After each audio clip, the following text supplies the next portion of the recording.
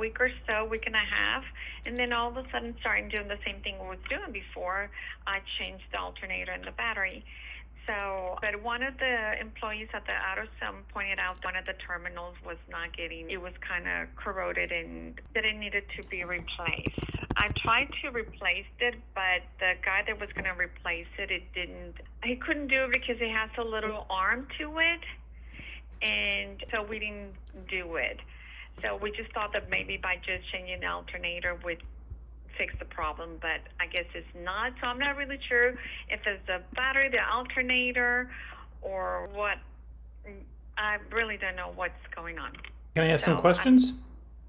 Sure. I'm sorry, you said you did replace the alternator or did not replace the alternator? I did. And you did or did not replace the battery?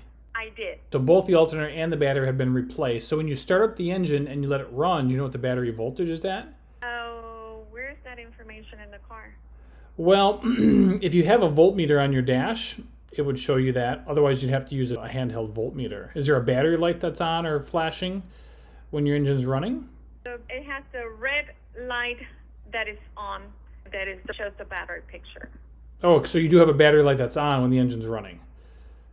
Oh, I see. All right. So have you or anybody checked the fuses? I took it to someone else because we thought, because that one time, I want to say a week and a half or so, before I replaced the alternator, I was driving on the freeway and I started doing all kinds of stuff. Lights were flashing and the radio went off and the AC went off. So I'm not really sure. That's why I decided, now, wait a minute, maybe it's doing something, an electrical issue. So I took it to someone that knows how to look at it, and he didn't find anything. And he said that it was time to, because it's a 2013, it was time to change the alternator. Okay.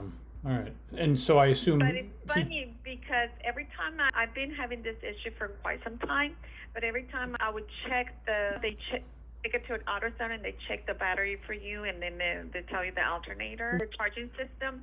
So it would say a weak charging system. And I gotcha. And it has a sleeve, one of the terminals to help it charge better, but I'm not really sure if that's the problem, or now that I have the battery replaced in the alternator, so the only thing that I haven't done is replace the terminal that is damaged or semi-damaged on my battery. Right, exactly. Well, I suppose there is a possibility that we could have a bad connection at the battery. Usually that would prevent the engine from starting, but if it's loose at all, just replace it or do what you got to do to get that old terminal out of there and then the new one installed. So you could certainly start there, but I'll be honest with you, I think there's something else going on more than just a loose terminal. Because like I said, normally if this was the problem, it would prevent the engine from starting. It did before, and I would replace the battery. But that's how they noticed it was not making a good connection. But I guess I just need to take it to the dealer and replace that and see if that would fix the problem. That would be a very good place to start, I would agree. But you're not connected to the Acura dealers, are you? No, I'm not. But I can recommend either a mobile mechanic or an independent repair shop in your area that's Repair Pal certified that would be able to fix this for you if you would like. Oh, can they come? Yep, a mobile mechanic can absolutely, 100%. A mobile mechanic will come out to the vehicle. Yep. Oh, because it has the little arm to it. It's not just that terminal itself. It has something else attached to it. You should be able to handle that. Oh, of course. How do you do that? So what I would do here is once we're off the phone, what I would do is I would just go ahead and send you a couple different links. And you could click on the links and look at their website and determine which one's going to be the best fit for you, because I'm going to send you a bunch of them. And then once you've made the decision as to which one is the best fit for you, you just give them a call, set up an appointment, and they'll come out and they'll fix it for you. Oh, I didn't know they could do that. Go ahead and do that, and let me start by fixing that. If not, then maybe it's something else. Yep, you got it. Would you like me to send it over here as soon as we're off the phone? Yeah, of course. Go ahead and do that. All right, that sounds good. Any other questions while we're on the phone? Unless you think it's something else. Well, they got to go through the fuses. They got to check, make sure the fuses are good. We got to check the wiring or the inputs to the back of the alternator. But a mechanic will know what to do. Well, he'll do that, right? He should. In Texas, Houston, Texas, right?